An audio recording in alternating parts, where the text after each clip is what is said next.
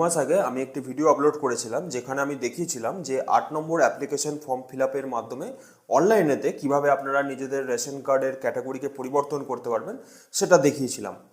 তো ওই ভিডিওতে আমি বলেছিলাম যে আপনাদের এই পদ্ধতিতে যে রেশন কার্ডের অ্যাপ্লিকেশনটি সেটা কিন্তু মোটামুটি রিজেকশনই হয়, 95% কেসেতে এটা রিজেকশনই হয়। আমি কিন্তু ওই ভিডিওতেই পরিষ্কারভাবে বলেছিলাম, এবং আমার ভিডিও ছাড়াও ইউটিউবেতে এরকম ভর্তি ভিডিও পড়ে আছে যেখানে কিন্তু আপনারা এই সেম একই পদ্ধতিতে আপনারা কিন্তু রেশন কার্ডের ক্যাটাগরি পরিবর্তনের ভিডিওগুলিকে পাবেন।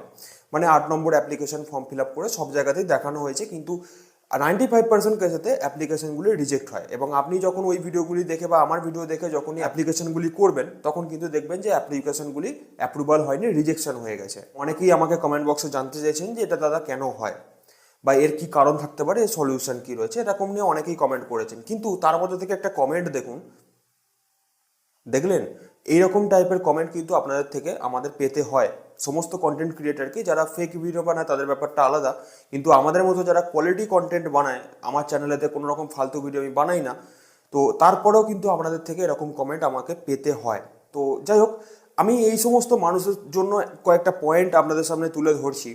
যেটা হচ্ছে যে, প্রথমত, আমি কোনো রকম ওয়েবসাইট চালাই না, বা সরকারি এই সমস্ত যে ফুড ডিপার্টমেন্ট বা এই সমস্ত ব্যাপারগুলোতে আমি দায়িত্বে থাকি না। তো আমরা জানি না যে আপনি যে অ্যাপ্লিকেশনটি করছেন সেটা রিজেক্ট হবে নাকি অ্যাপ্রুভাল হবে।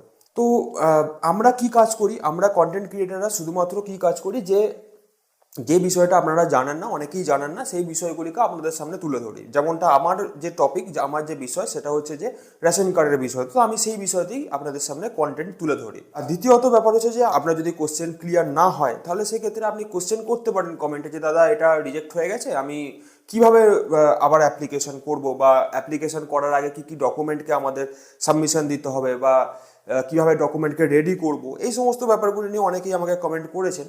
তো আপনিও কমেন্ট করতে পারতেন, কিন্তু ফালতু আমাদের ওই কমেন্ট বক্সে এসে গালিগালাজ করে তো কোনো রকম লাভ হবে বলে তো আমার মনে হয় না। বাকিটা আপনার রুচির ব্যাপার, আপনার যে মানসিকতা সেটা প্রমাণ পাচ্ছে এই কমেন্ট দেখে। তো যাই হোক, এর পরের ভিডিওতে আমি এই টপিকেই ভিডিও আনবো, যে 8 নম্বর অ্যাপ্লিকেশন ফর্ম আপনারা যদি অনলাইনেতে ফিল আপ করেন তাহলে রিজেক্ট হয়, তাহলে আমরা ফিল আপ করলে সেটা অ্যাপ্রুভাল কি করে হয়।